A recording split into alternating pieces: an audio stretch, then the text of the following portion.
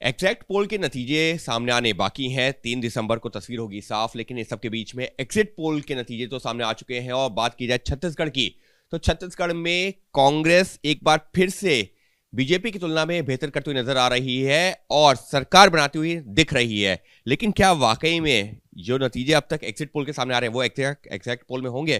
T.S.. Singhdeo साहब हमारे साथ में है। सर, एग्जिट पोल में तो आप लोग बीजेपी से एज पे दिख रहे हैं, एग्जैक्ट पोल में कहां जाते दिख रहे हैं?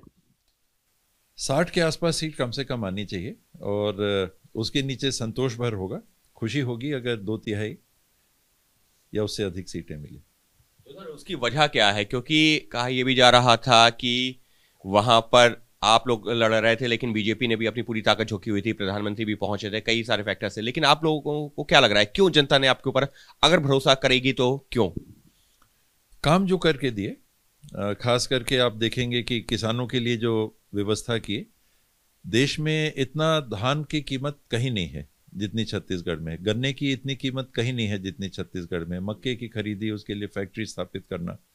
चुनावों के ठीक पहले महादेव ऐप का भी मुद्दा आया, भ्रष्टाचार के भी आरोप लगे सीधे तौर पर आपकी सरकार के ऊपर, और माना यह गया कि एक ऐसा मुद्दा है जो चुनावों में असर डाल सकता है। आपको लगता है कि ये मुद्दा जब एग्जैक्ट पोल सामने आएगा, एग्जैक्ट नंबर सामने आएगा, तो वहां पर फर्क दिख सकता है? ये सबसे नकारात्मक और गंदी राजनीति होती है कि आरोप लगा के आप काम करो।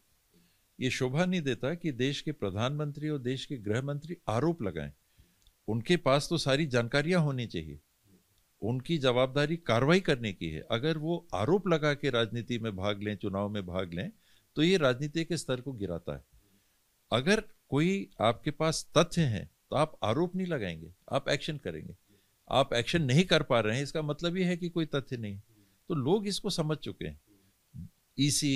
ईडी है, सीबीआई है, इनकम टैक्स है, इसका उपयोग राजनीति में बहुत ज्यादा होने लग गया और इसको देख के जब भी ये कार्रवाई करते हैं तो प्रभाव नहीं पड़ता।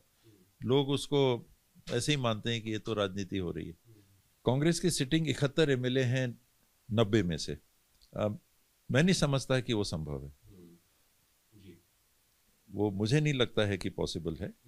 कम होना चाहिए, लेकिन फिर भी मेरा आकलन, मेरा मन ये कहता है कि 2/3 से कम होगी तो मुझे भी निराशा होगी। तो बीजेपी को फिर कहां देख रहे हैं? फिर बीजेपी के लगभग आपके अनुसार 35 के आसपास।